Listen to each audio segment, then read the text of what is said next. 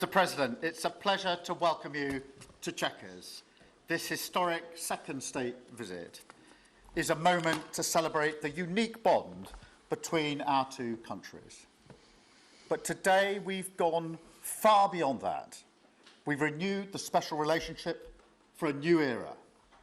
The United Kingdom and the United States stand together today as first partners on defence, first partners in trade, with the groundbreaking deal we struck in May, and now with the new agreement that we've just signed this afternoon.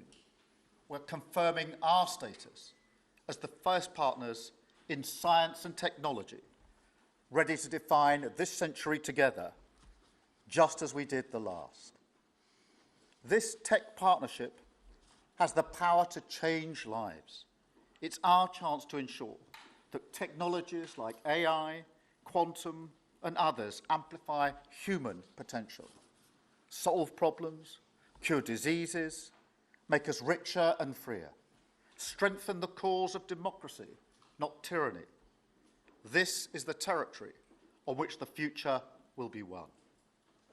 So this partnership today is a signal of our determination to win this race together and to ensure it brings real benefits in jobs, in growth, in lower bills, to put more hard-earned cash in people's pockets at the end of each month. That's what we're determined to deliver. And we're bringing businesses with us. We've just come from a fantastic meeting with business leaders where we set out this vision. They have responded with new deals and investment, breaking every record that we have. £250 billion flowing both ways across the Atlantic. That is a record. Expected to create 15,000 jobs here in the United Kingdom. High-skilled jobs in cutting-edge sectors where people can build careers for the long term, changing lives in communities up and down our country. And look, while we shape this bond for a new era, the fundamentals have not changed. Security remains the cornerstone of this special relationship. We have the deepest, most advanced defence relationship in the world. Our warriors train together and they fight together. Our industries build together, everything from fast jets to the new AUKUS-class submarines. So now, as we drive up defence spending, we're going to sweep away the barriers to working together on new defence technologies so we can stay ahead of our adversaries. We're united in defence and security. Yes, absolutely. But we're also united in the pursuit of peace. We are working together to end the humanitarian catastrophe in the Middle East, get the aid in, free the hostages, and ultimately bring Israel and the region back towards a comprehensive plan which can deliver peace and security for Israelis and Palestinians alike. We're also working together to end the killing in Ukraine. In recent days, Putin has shown his true face, mounting the biggest attacks since the invasion began, with yet more bloodshed, yet more innocents killed, and unprecedented violations of NATO airspace. These are not the actions of someone who wants peace. So we've discussed today how we can build our defences further, support Ukraine, and decisively increase the pressure on Putin to get him to agree a peace deal that will last. And President Trump, you have led the way here, and we will continue to stand and work together for security and for peace. Mr. President, next year we'll celebrate the 250th anniversary of the United States. We've come on a long journey together since 1776. But it's no exaggeration to say that the partnership our two nations have built has shaped the world from the beaches of Normandy to the founding of NATO, to the creation of technologies that have revolutionised our lives. Time and time again, it is British and American men and women side by side, changing the path of history and turning it towards our values, towards freedom, democracy, and the rule of law. In Britain, we take huge pride in that. And let's be clear, this relationship is not just about history, it's about the future. It's about the benefits it delivers now and for decades to come, to make our people safer and better off. We've shown today that we're delivering those benefits, improving people's lives. So we will go into that anniversary year more optimistic than ever and more confident than ever about our two great nations and what they can achieve side by side. Thank you. And it is now my pleasure to give the floor to Mr. President. Thank you. Thank you very much, very much. Prime Minister Starmer, Melania and I are tremendously thankful for the wonderful hospitality that you and Lady Starmer have extended today at Chequers. Quite the place, I must say, quite the place. And we're grateful beyond words for the spectacular honor of the state visit yesterday at Windsor Castle, hosted by His Majesty King Charles III and Her Majesty Queen Camilla. These are two fantastic people. We will never forget it. As I said last night, the bond between our countries is like no other anywhere in the world. The United States and the United Kingdom have done more good on this planet than any two nations in human history. That is thanks in large part to the traditions of British liberty, which grew up on these isles, these beautiful, magnificent isles, and were carried by our ancestors to the New World. We're forever joined, and we are forever friends, and we will always be friends. This enduring connection is why I was thrilled that the United Kingdom was the very first country with which we made a historic trade deal, and a very good trade deal. He's a tough negotiator. I think it was a better deal for you than us, but these are minor details. It's a very good deal for both of us. He's a great negotiator. We will extend our unparalleled security alliance into the realm of economic security for the first time, and I look forward to finalizing it very soon. We'll have it done very quickly. We have also just signed a historic technology prosperity deal, one of a kind, to ensure our countries lead the next great technological revolution side by side. In fact, we just left the business leaders, the biggest in the world. Some are in this room right now. And that was quite a meeting we had on business and trade and technology. This trip has galvanized $350 billion in deals across many sectors, and we're committed to ensuring that the UK has a secure and reliable supply of the best AI hardware and software on Earth. And we supply that, and we'll make sure we supply it in quantity to the UK. And we also are joining forces on quantum computing and nuclear power, a natural partnership for close allies. The United States, as you probably have heard, is doing better than it has ever done in terms of business and investment. The stock market has hit a new high, as you know, and that's for many, many days out of our fairly short 8 months.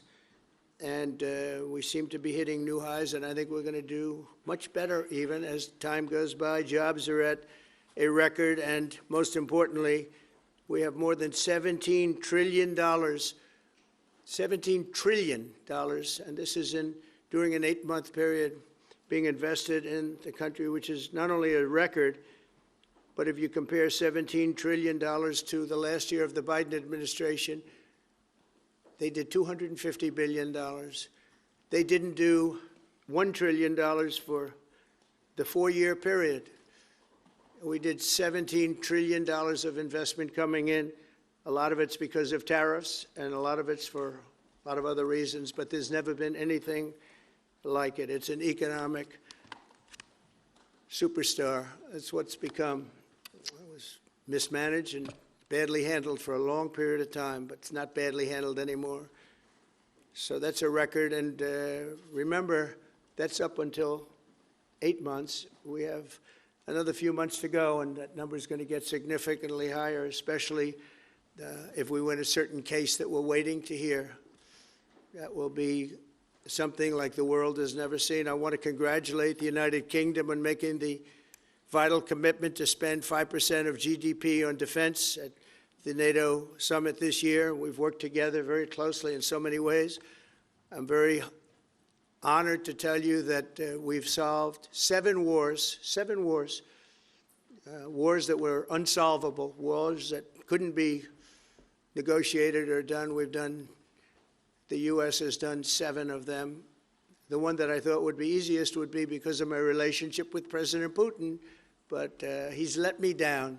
He's really let me down. It was going to be Russia and Ukraine, but we'll see how that turns out. But that turned out to be, I thought it might be among the easiest of the group, but we had settled just about every conflict, and as you know, we're working very hard on Israel and Gaza. All that's happening over there. Complex, but it's going to get done. It'll all get done right. And likewise, Russia and Ukraine will get done. But you never know in war. You know, war is a different thing. Things happen that are very opposite of what you thought. You thought you were going to have an easy time or a hard time, and it turns out to be the reverse. As we saw in the unforgettable parade yesterday at Windsor Castle, what a place it is. The British Armed Forces carry on one of the finest military traditions in the world, one of the greatest marching bands, one of the most magnificent sights I've seen. I know that our service members look forward, and we do look so forward to working even more closely with yours as you push toward that 5% goal. And I think, Mr. Prime Minister, you're just about there. You're going to be there very quickly, along with a lot of other great countries. I want to thank NATO and our wonderful head of NATO, who's really worked very hard, Mark, for the job they've done. As you know, NATO was at 2% GDP, and they didn't pay it. Now they're at 5%, then they pay it. And we appreciate that. And we're sending a lot of weapons to NATO. NATO is paying for those weapons in full. But we're sending them, and we're doing a great job at getting them what they need. And we appreciate the fact that they're taken care of, because the United States is into that war for $350 billion. And just really very sad. It just got out of control. They didn't know what they were doing. But over the generations, British and American warriors have shed their blood side by side in defense of liberty and freedom. And that's why it's so imperative that the United States and the United Kingdom stand together for these fundamental rights and values of the English-speaking world. And we've always stood together, and we will continue to. Just last week, a great American, Charlie Kirk, was heinously assassinated for speaking his mind. He was a great young man, incredible future. Some people said he might be president someday. I told him, I said, Charlie, I think you have a good shot someday at being president. And he just wanted to take care of youth. He loved youth.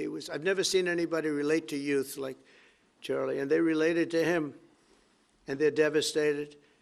But I appreciate the many British citizens who have offered their condolences. And again, Charlie was a great person. We'll be going out to a service on Sunday. I'll be leaving with some of the people in this room just to celebrate Charlie and all that he's done. So incredible. Never seen anything like it.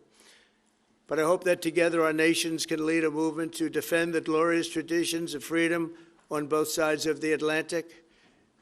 There could be no greater tribute to the immortal bonds of affection and loyalty that unite the British and the American people for all of time. We have a relationship like no other. It will always be that way. We will always be united. We'll always be together. And I just want to thank you, Mr. Prime Minister, for the great job I think you're doing. Thank you very much. Thank you. Thank you.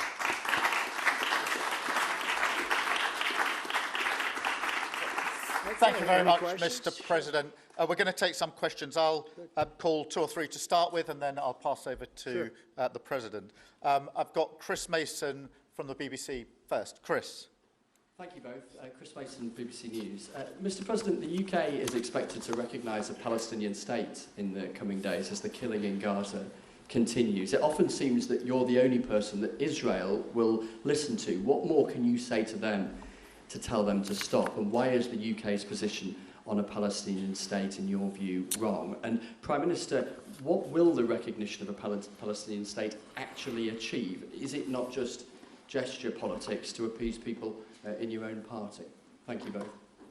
Well, Chris, let me just start with that, because we discussed this amongst other things. We had the best part of an hour, I think, upstairs earlier today, just one-to-one, going through a number of affairs, world affairs, in private.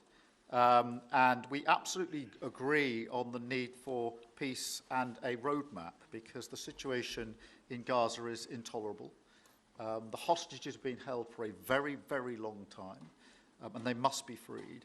And we need aid to get into Gaza at speed. And so it's within that context of a plan for peace, which we're working hard on, which not only did we discuss this morning, but our two teams have been working together on, that the question of recognition needs to be seen. And so it's part of that overall package which hopefully takes us from the appalling situation we're in now to the outcome of a safe and secure Israel, which we do not have, and a viable Palestinian state. Thank you.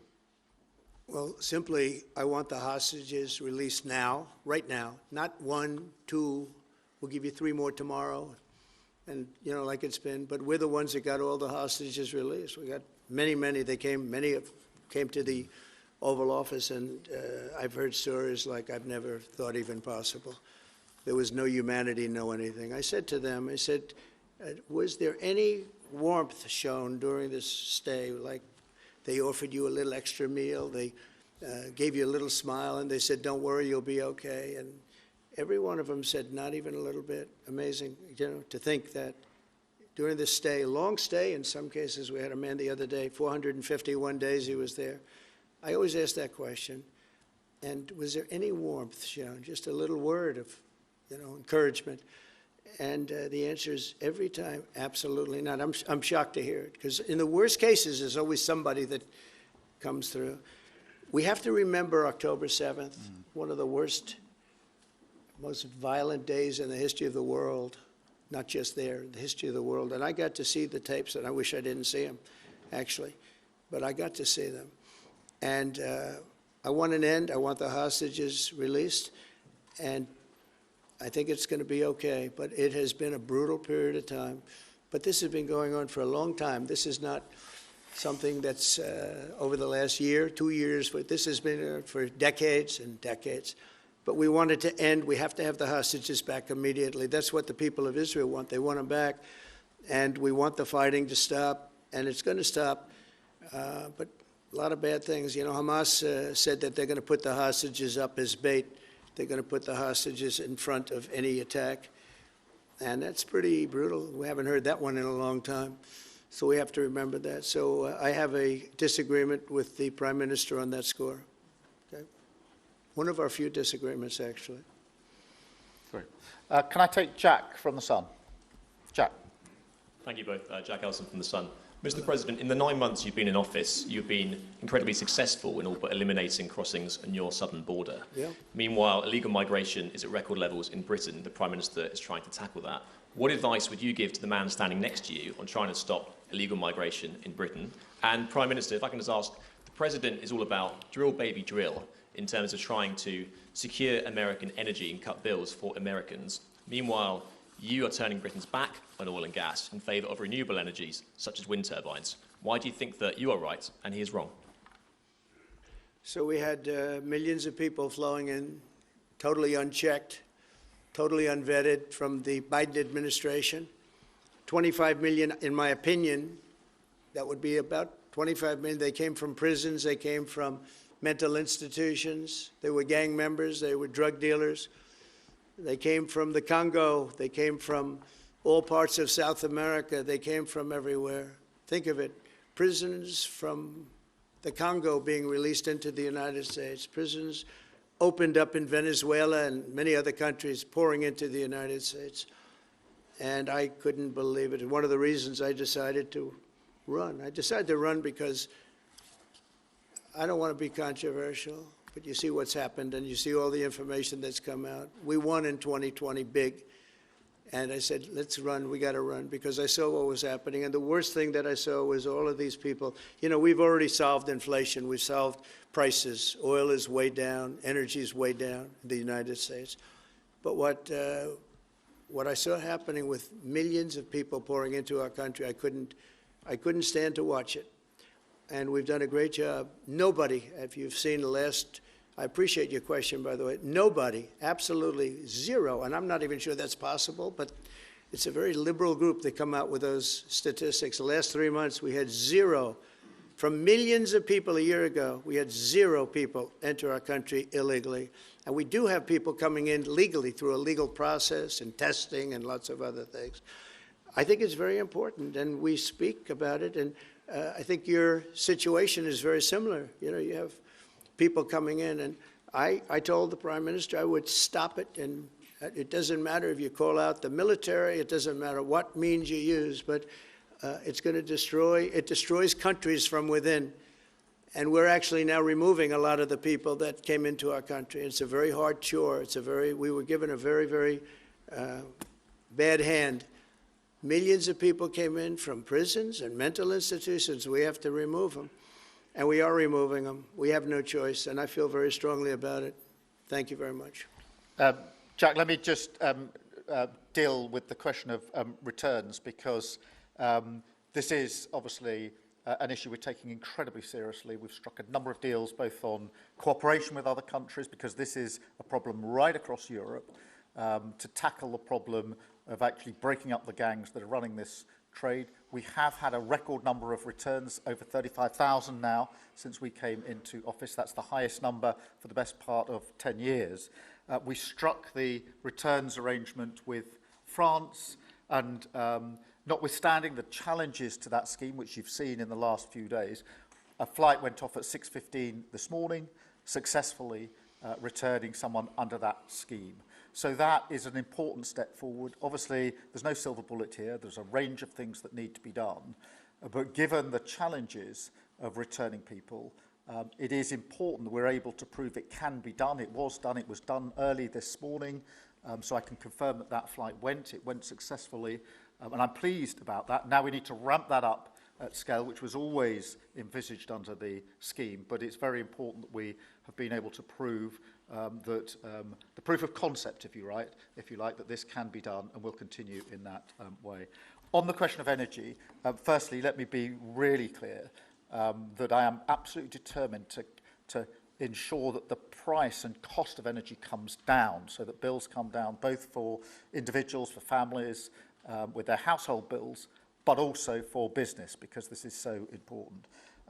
The mix will include oil and gas for many years to come from the North Sea. We've been clear about that for some time, but we also need to mix that with renewables, and it's the mix that's really important. And the approach I've taken on this is the same approach that I take to many other things, a pragmatic approach. Thank you, Jack. I would like to say that we inherited the worst inflation in the history of our country. We had inflation, the likes of which we've really never seen. They say 48 years, and I'll accept that, but I really don't. We had the worst inflation in the history of our country. And we had an expression that I used a lot, drill, baby, drill. And as you know, we brought fuel way down, the prices way down. And we don't do wind, because wind is a disaster. It's a very expensive joke, frankly.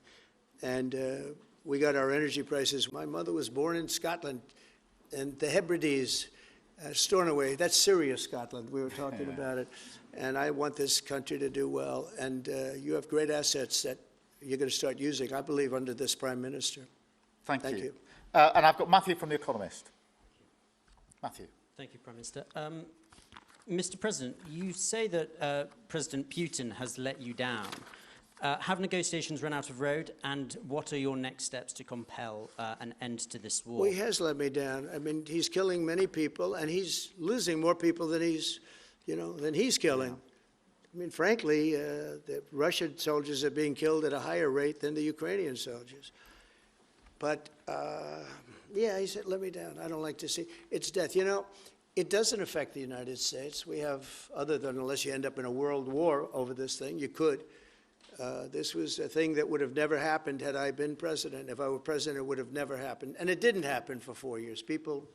Most people agree it didn't happen, nor was it close to happening. And I spoke to President Putin about Ukraine. It was the apple of his eye. I've said that many times. It was. But he would have never done what he did, except that he didn't respect the leadership of the United States. They just went through the Afghanistan total disaster for no reason whatsoever. We're going to leave Afghanistan, but we're going to leave it with strength and dignity. And we're going to keep Bagram, the big air base, one of the biggest air bases in the world. We gave it to them for nothing. We're trying to get it back, by the way. Okay, that could be a little breaking news. We're trying to get it back because they need things from us. We want that base back. But one of the reasons we want the base is, as you know, it's an hour away from where China makes its nuclear weapons.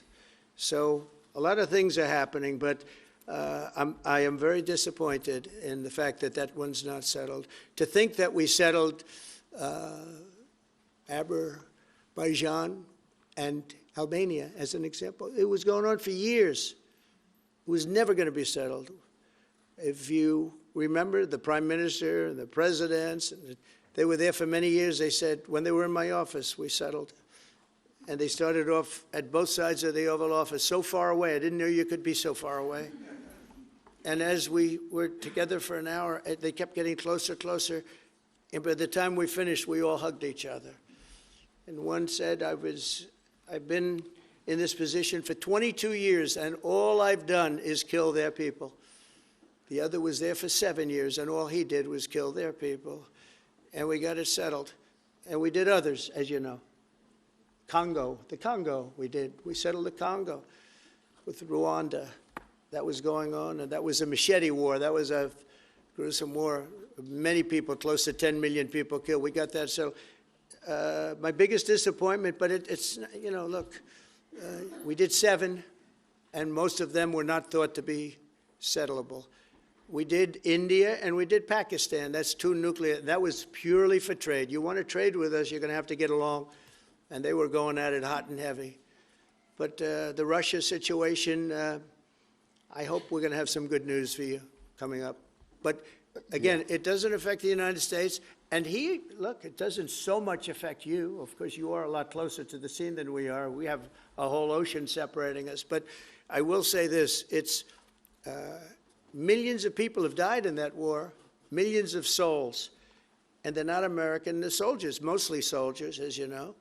The soldiers are being killed at levels that nobody's seen since the Second World War. But they're being killed, and I feel I have an obligation to get it settled for that reason. Thank you. And just to add on that question, because we have to put extra pressure on Putin. And it's only when the president has put pressure on Putin that he's actually shown any inclination to move. So we have to ramp that pressure up. I think it's important to have this conversation in the context of what's happened in recent weeks. We saw damage and bombing to the British Council in Keir. These are targets that it was thought until recently were not targets that would be hit. The British Council, the European Union Embassy, the Council of Ministers, where President Zelensky's ministers' work was hit. Again, these were thought to be places that wouldn't be hit. And then the incursion into Poland last week. And if you put that together, what you can see is either an emboldenment or at least an increased recklessness on Putin's part. And that's why I said earlier that they're not the actions of someone who wants peace. So we have to ramp up. And we discussed earlier today, we have built the coalition of the willing with British leadership and French leadership, stepping up with military planning in the seas, in the sky, on the ground, and ramping up what we do with the Ukrainians themselves. And of course, that taken with an American guarantee is now an example, I think, of the challenge of Europe stepping up to the plate, which it has done in the last few months, to show through what we and the French have done that we're prepared to take the lead in this and take the necessary measures. But that's a war that could have been a third world war, and I don't think we're going to be there now. But that was heading to a third world war, and what a shame it is. What a shame it is. Mr. President, do you want to call some of the I would love to call a outlets? few of them. Bev, do you want to have a question? I've got to come back to you. Bev Turner, GB News. Thank you. Having been in DC for a few weeks, it's really interesting to see how you run the country as a proud Christian leader. And it really begs the question to the Prime Minister, if you don't mind, are we still a Christian country? But also... when you say we, are you talking here or? Here, the here? UK. I'm still British. I I'd might live in rather have America, I'm him still answer British. that question. But also... I can't give you that answer. That's for the Prime Minister. But also, despite what we talked about in Scotland a few weeks ago, we still have 12,000 people a year here being arrested for social media posts, for free speech violations. Does that not remain an important area that there is still a lot of disagreement on? I'd like to have you answer that. Yeah, look, I mean, in terms of a Christian country, I was christened, so that is, my church has been all my life, and we are, that is wired into our informal constitution. Of course, we celebrate many other faiths as well, and I'm really proud that we're able to do so as a country. And on free speech, that has long lived in this country, free speech. It's one of the founding values of the United Kingdom, and we protect it jealously and fiercely, and always will, and we will bear down on any limits on free speech. I draw a limit between free speech and the speech of those that want to peddle paedophilia and suicide social media to children, and therefore I'm all for free speech. I'm also for protecting children from things that will harm them, paedophiles, those that peddle suicide, which has had a terrible consequence for individual, particularly teenagers. And so that's the balance we strike. But we have had freedom of speech in this country for a very long time, and we will always protect it. Thank you. Thank you very much. Brian, please. Thank you. Prime Minister, it's good to see you again. You have a beautiful country. Thanks for having us. Thank you for being Two here. questions. One, just recently, President Trump labeled Antifa domestic terrorists. Would you consider doing something like that in your country? Well, we obviously will take decisions for ourselves. I don't want to comment on the decisions of the President, but we take our decisions ourselves. And my question to you, President Trump, is there any update on the auto pen? Yeah, it's just gotten worse from their standpoint.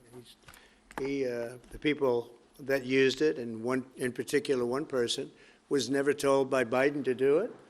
Only spoke to Biden twice, and that was just talking about the weather, not talking about any order. And he was taking orders from people other than Joe Biden. Joe Biden wasn't giving those orders. You know, Joe Biden didn't believe in open borders. He didn't. I've known him for a long time. He was never the brightest bulb in the ceiling, as we know. You can go back 40 years ago and you'll see that. Go back and take a look at the hearings on Justice Thomas, and you'll see that very much. But he didn't believe in open borders and all of this nonsense that they're peddling now, which is why they're not in office any longer. It's a shame. The auto pen was illegal. It was illegally used. He never gave the orders. He never told them what to do. And I guess the only one he signed, or one of the few he signed, was the pardon for his son. But you had the congressman who, when they got the information, they found out they were guilty, and they deleted and destroyed all information, everything. You couldn't get any of it. They found out that Nancy Pelosi actually was offered the 10,000 soldiers, and she turned them down. They found out many things that were very bad. So they deleted and destroyed all information. You talk about freedom of the press and freedom of speech. How about that one? And there's not a thing. This is after a year and a half of hearings. They destroyed everything. And somebody's got to be held responsible. So Biden, what he did is they knew, I don't think he knew, but somebody knew. I don't think Biden had a clue about anything, if you want to know the truth. But they gave a pardon to those Congress people. They gave a pardon. Those people are so guilty. They gave a pardon. But Biden didn't know about it. The people, whether it's Lisa or any of those people in there that really ran it, I know them all. And they're sick people. They're smart people. They're very smart. They're probably brilliant, but they're sick in ideology. and they were running the auto pen, and it was totally illegal what he did. And I hope it's going to be so adjudged. Do you want to take one more, and then I'll Okay. go back to British? Let's see. Peter, go ahead. Thank you, President Trump. In the deal that you're working on for the Chinese to sell TikTok to an American buyer, Yeah. are the Americans going to have to come up with their own algorithm, or are they going to continue to use the successful but addictive Chinese algorithm? So what we're doing, and we're speaking to President Xi on Friday to see if we can finalize something on TikTok, because there is tremendous value, and I hate to give away value, but I like TikTok. It helped get me elected. In fact, Charlie said, "Sir, you ought to get on TikTok. You'd be great." I said, "Really? Tell me about TikTok." And we, as you know, we did unbelievably well with youth, like at a level that no Republican has ever even dreamt of. And in what, look, I think we won it for a lot of reasons, but that was a reason we won the election by such a big number. TikTok has tremendous value. The United States has that value in its hand because we're the ones that have to approve it. I specifically get the right to approve it. The people that are investing it are among the greatest investors in the world, the biggest, the richest, and they'll do a great job. And we're doing it in conjunction with China. But we are getting, the United States is getting a tremendous fee plus, I call it a fee plus, for just making the deal. And I don't want to throw that out the window. I can say this, that you'll have a lot of very unhappy youth. And I use TikTok very legitimately, very straight, just statements every day, little statements, short statements. "Sir, make it short, please." And TikTok Jack, we call him. It was pretty good. Did a good job for me, I guess. But no, I'd rather reap the benefits. I mean, the kind of money we're talking about is very substantial. And it'll be owned by all American investors and, the best investors and the, very rich people and companies are going to be owning it. Very, very straight, very legitimate companies, and really companies that love America. So they're going to be owning it. It's a big thing. And on a much bigger scale, and probably that's why we were able to get that, but on a much bigger scale, we're pretty close to a deal. We may do an extension with China, but it's an extension based on the same terms that we have right now, which are pretty good terms. And my Thank question for Prime Minister Starmer, if you feel so strongly about officially recognizing Palestine for statehood, why are you waiting for President Trump to leave the country? Why can't you just do it right now? And isn't there a risk in rewarding Hamas with that? Well, let me be really clear about Hamas. They're a terrorist organisation who can have no part in any future governance in Palestine. And what happened on October the 7th was the worst attack since the Holocaust. We have extended family in Israel. I understand firsthand the psychological impact that had across Israel. So I know exactly where I stand in relation to Hamas. Hamas, of course, don't want a two-state solution. They don't want peace. They don't want a ceasefire. So I'm very clear where I stand on Hamas.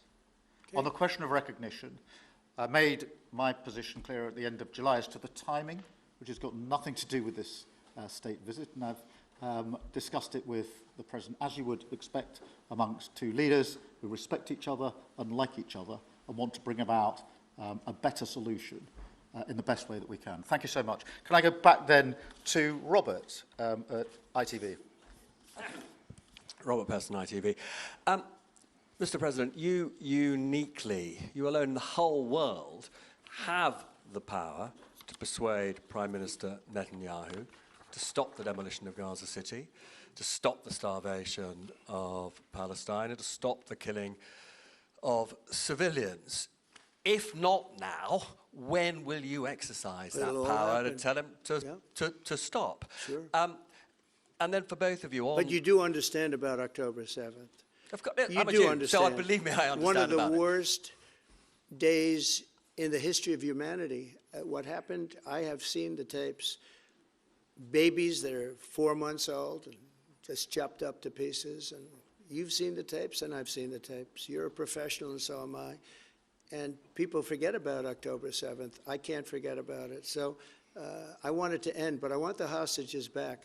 I don't want the hostages used as human shields. which is what Hamas is threatening to do. But as soon as they're back, that's the moment you will tell Netanyahu Well, to stop. it would certainly help, but I have to have the hostages back.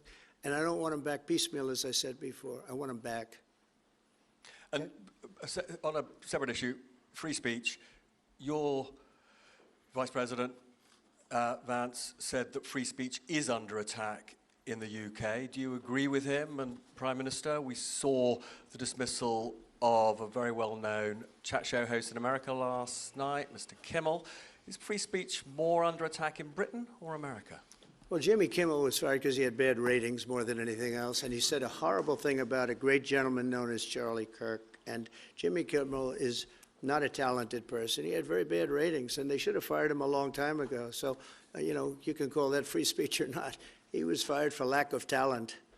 Yeah, please, go ahead. Yeah, I mean, firstly, on the question of Charlie Kirk, can I just express how shocking that is, I think, to everybody who believes in free speech and in democracy.